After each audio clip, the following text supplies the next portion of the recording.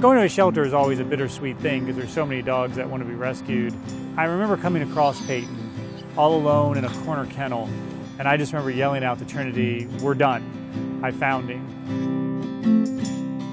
Peyton was the fearless lead dog, and Chase was a little more timid, hid behind his brother if there was ever danger. The boys and Trinity and I, we just had a very happy life. I think that she could see good and bad in people.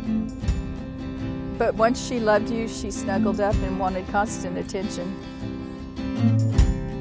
She'd come bounding onto the bed and she's just all over and wagging and couldn't stop, and I'd try to grab her and her whole body would be wagging, and then she'd jump off and come back outside. Every single part of Lily is beautiful. I belong with you, you belong with me, you're my sweet home.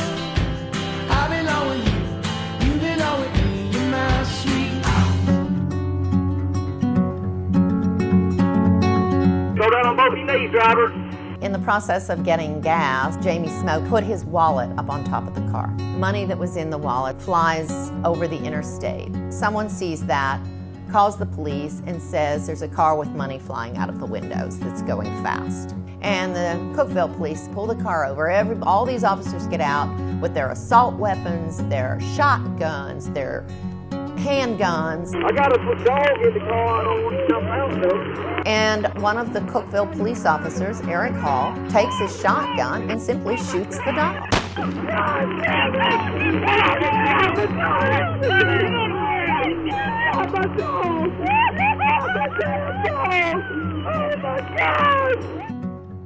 Trying to understand the police officer's perspective in this, he needs to eliminate a threat as soon as possible.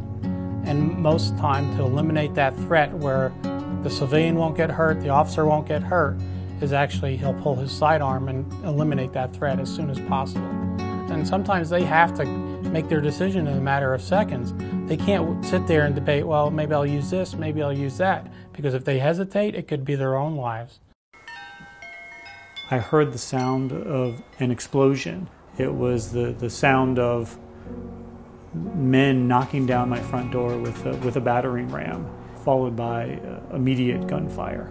Bam, bam, bam, bam. He pulls out his gun and says, "You need to get these dogs." And I said, "I am, we are." And he turns with his gun and he fires it. Bam! Peyton was shot twice in the body, twice in the head, so he was dead pretty quickly.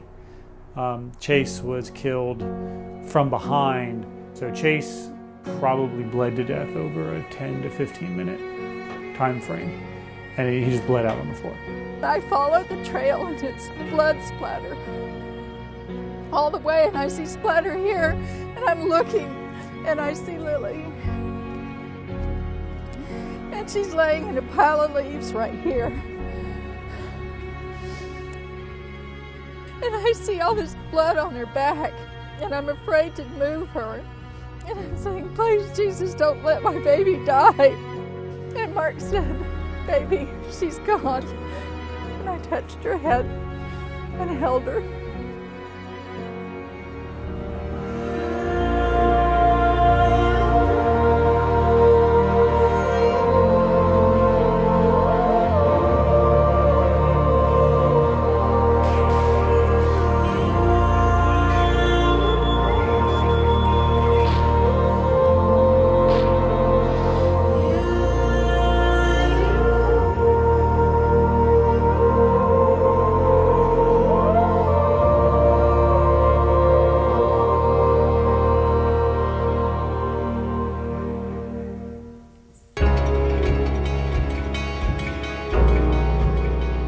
Police departments are getting more aggressive. They're getting more militarized, they're getting more military equipment, more weapons, there are more drug raids. So increasingly we're finding stories about police that are killing dogs, so not just in drug raids, but also just visiting houses to talk about reports of burglaries or a prowler in the area, cases where people have accidentally set off their own burglar alarm, and when a police officer comes to investigate, the dog gets shot, or cases where a dog gets out or loose in a neighborhood where they used to call the dog catcher or animal control, or just take the dog back to its owner. And increasingly we're seeing police officers just pulling out their gun and shooting the dog.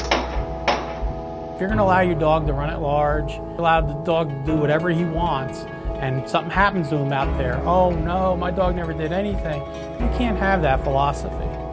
You know, you're to blame as much as that officer is if he did something wrong with that dog.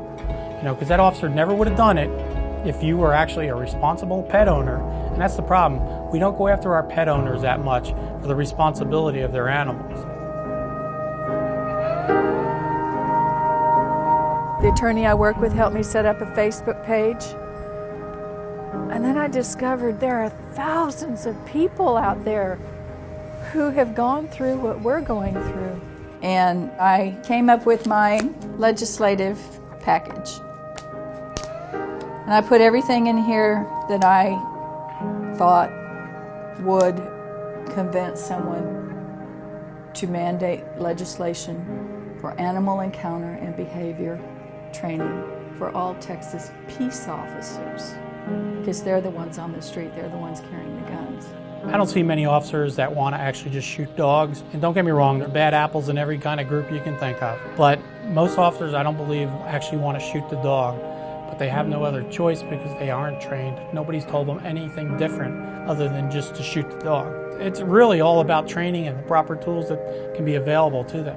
Gotta find a way to get home strong. Gotta find a way back home.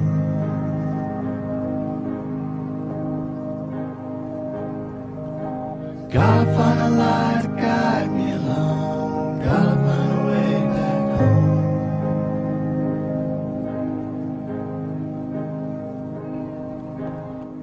It's sickening.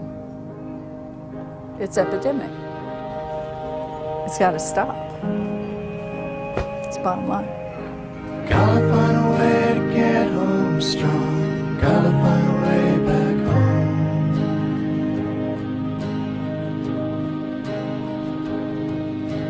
Gotta find a road that brings me back slow. Gotta find